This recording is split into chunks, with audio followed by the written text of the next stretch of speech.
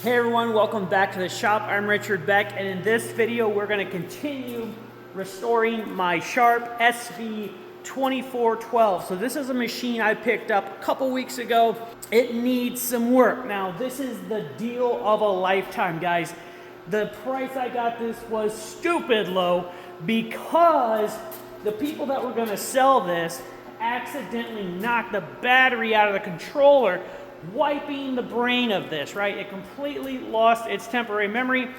And so what I have been doing is entering all of the machine parameters in manually. Why'd I do it manually? Well, this card slot's not working. And on top of that, they had busted this adapter in half. Now, when they did that, they may have damaged the slot because I have not been able to get this card reader to work, even though my computer can read this card. Now, Gemini AI has been incredibly helpful. I've sent hundreds and hundreds of messages, and basically it's like having a professional CNC mechanic right here at your side helping you along the way. So that's how I've been doing this. And Gemini suggests that this 2 GB card might be too big, and that might be causing some problems. So I purchased a 512 megabyte card. We're gonna try that out. We're gonna see if the machine can recognize that card. Also, the emergency stop is broken, so I got a new emergency stop. And then in here, the tool changer had a broken fitting. So tonight in this video, we are going to fix those things and hopefully get some closure on the card reader.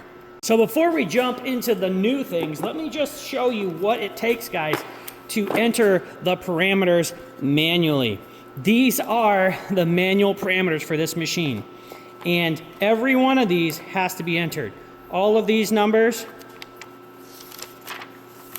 all of these numbers, all of those numbers, all of these numbers, those numbers, all of these. Look how many pages. Page 1, 7, 19 pages, guys. And it goes on, 29 pages. Every one of these has to be entered manually. I have spent hours and hours and hours entering all of these parameters, one keystroke at a time. Just take a look at this. One keystroke at a time. That is crazy. So here's the thing. That's why I want to make sure the memory card works. If the memory card doesn't work and the battery fails, I have to do this again. And nobody wants to ever do this again. That was insane. But that's how I saved $5,000 off the asking price, was because of this. So me spending the 4 hours to enter these saved me $5,000. So I made over $1,000 an hour entering these parameters into that machine. So if I can take the parameters that I put in the machine and I can get it onto this card, then I'm safe. I know that I'll never have to stand here typing in numbers for hours after hours after hours. Now, if the card slot doesn't work, I have another option. Over here on the corner is an RS-232. This is, and you can buy a specific cable that goes from here into your laptop. That should allow me to take what I've put in here and put it into my laptop.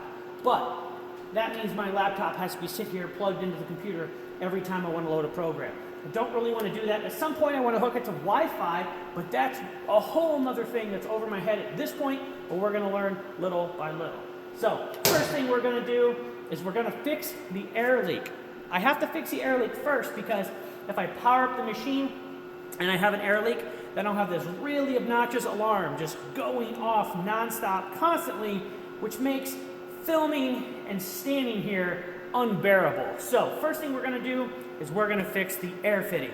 So we have to fix that and hook this in there, and then we'll be able to power this thing up without a nasty alarm. So here's the great thing about this fitting. It already has sealer on it. So I should just be able to stick this in here.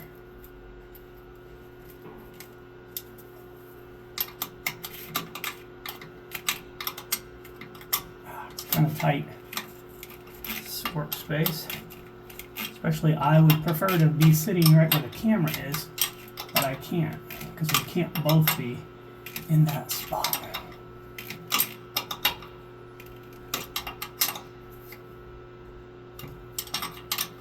Okay.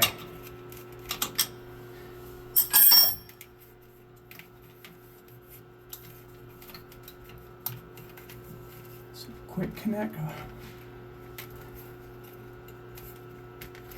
Okay, so that should be good. Let's go ahead and power it up to see if we have a nasty air leak. Hopefully we don't. If this one over here is bad, I also have more of these fittings. I got a 10 pack, so.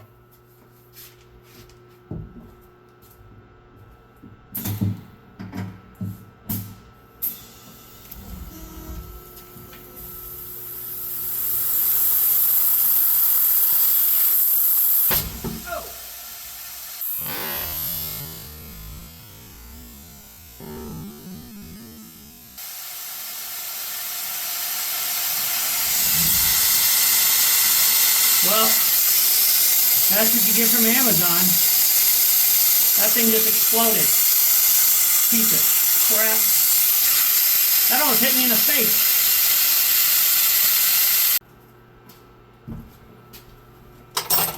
Alright, so here's what I'm going to do for tonight only.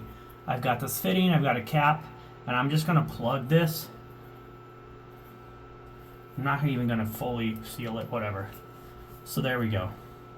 Just going to put this on hand tight, and that is going to allow me to avoid the nasty alarm. Okay, so I put the smaller card in, still can't read the card. I do see a tiny little fuse over here, but I'm not going to pull that fuse out while the machine is powered off, because if this battery or anything here loses power, like maybe the fuse or the battery, I'll have to type all those parameters back in. So here's the back side of the e-stop switch is busted, and I have a new e-stop. So how this works, it's kind of like a twist lock. You twist it, and then you tighten these screws, and it pulls it. So I'm going to go ahead and install this. Simply place that through there, insert it. So now I just have to tighten down these jack screws.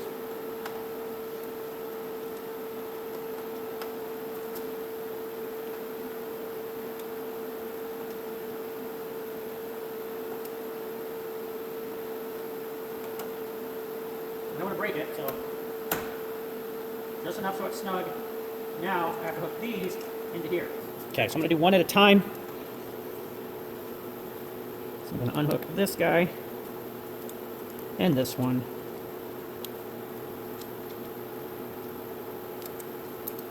So it doesn't really matter which is which. So I insert this below.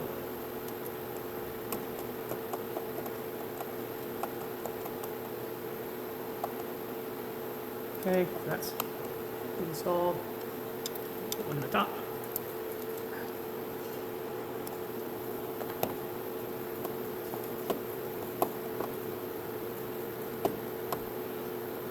Okay, let's do the other one.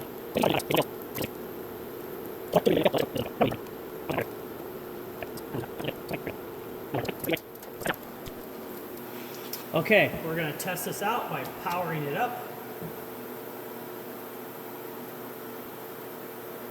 Okay, let's home the machine. Alright, the machine is home. So let's double check. I go to jog mode.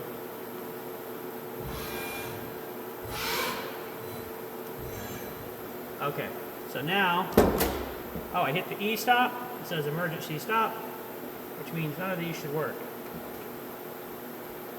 And they don't.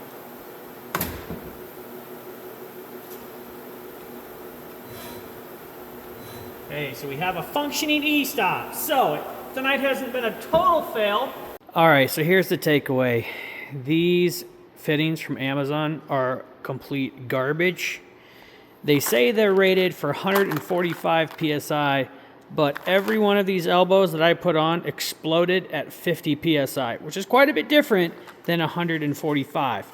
So these, I'm sending them back. As far as the cards go, the 2 GB that came with it can't be read. The 512 can't be read. I reformatted both of them. I even did like 32 kilobyte partitions, I get, or something like that. Said it needed to be done. This is what happened to the original card reader. I'm thinking the impact that did this may have short-circuited something. I don't know if there's a fuse in there that's popped that's not allowing this to be read, but I did buy an RS-232 to USB adapter, so I'll be able to do programming directly from the laptop. Hope that works, because this is not working. So the great thing is I got a heck of a deal on this machine, but I am burning through cash like it is going out of style. So I guess let's count the wins, right? We got an e-stop. That's the only win for tonight. That's it. We got an e-stop and it works. Maybe, and so I did order some new fittings. I got some stainless steel fittings, quick connects that are supposed to be rated at 435 PSI, stainless steel, solid metal. So, nice thing is I got two. So maybe I'll just put one on both ends since the factory one also went bad. If they're stainless and they're rated for 400 and some PSI, we should be good to go. So yeah, that should be covered by Wednesday.